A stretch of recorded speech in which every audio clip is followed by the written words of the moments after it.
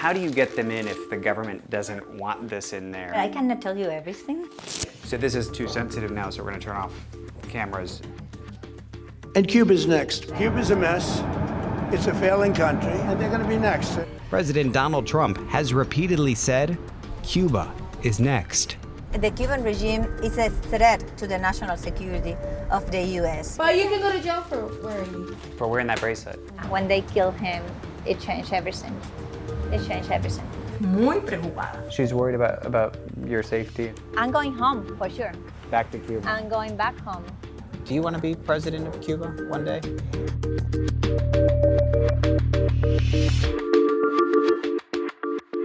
And this is the famous Charles Chaplin. Hola. Hola, ¿todo bien? You know everybody around here. Yeah, I work here every day, so. The second best tour guide in Little Havana. Yeah, he's the best. Miami's Calle Ocho in Little Havana. The best way for me to describe it is it smells like Cuba. This feels like Yes, the people speak Spanish, domino park, people playing dominoes all day. It's the closest thing to home for Cuban exiles like Orlando Cabrera, who believe the regime they fled is now nearing its end. Something is about to change, and for good, because let me tell you, it can be worse. Who do you think could be a potential leader one day? I don't have 100% clear who is going to be that person, but it has to be someone out there. Of course, Rosa Maria Payá, she has the power of, maybe put all the Cubans together in the same pot. Orlando has never met Rosa Maria Payá, and you might not even know the name, at least not yet. Con azúcar, con esplenda o a lo cubano. A lo cubano. Pouring our first of many cafecitos is Rosa Maria Payá, a Havana-trained physicist with a master's from Columbia University. At 37, she's a rising name in the Cuban opposition. Secretary of State Marco Rubio nominated Payá to the Western Hemisphere's top human rights commission, and the region voted her in. But Cuba Decide, or Cuba Decides, is personal. It's a movement she started in 2015. What are some of the things you're packing here? I know these are obviously to cut off cell communication.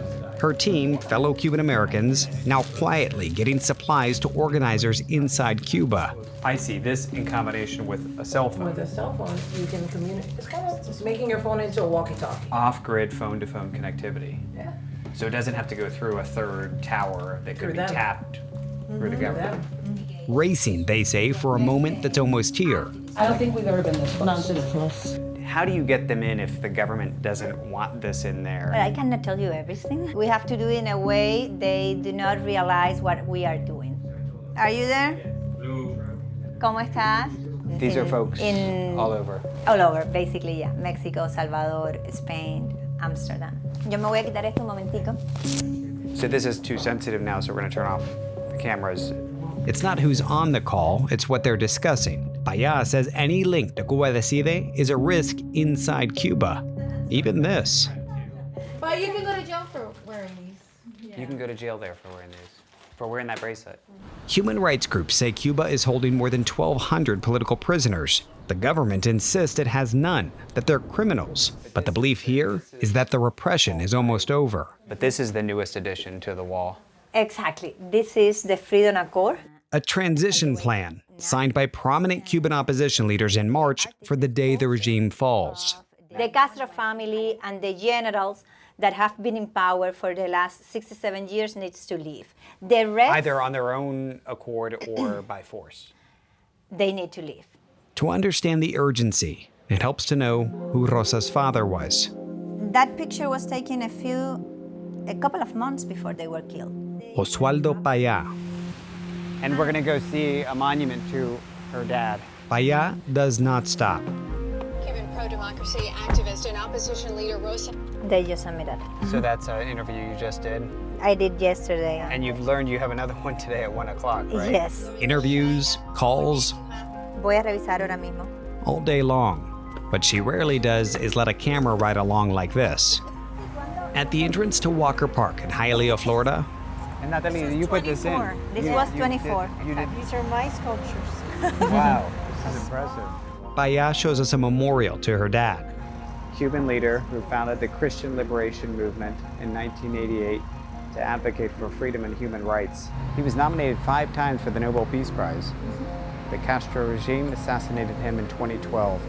And he was seen as the hope for Cuba.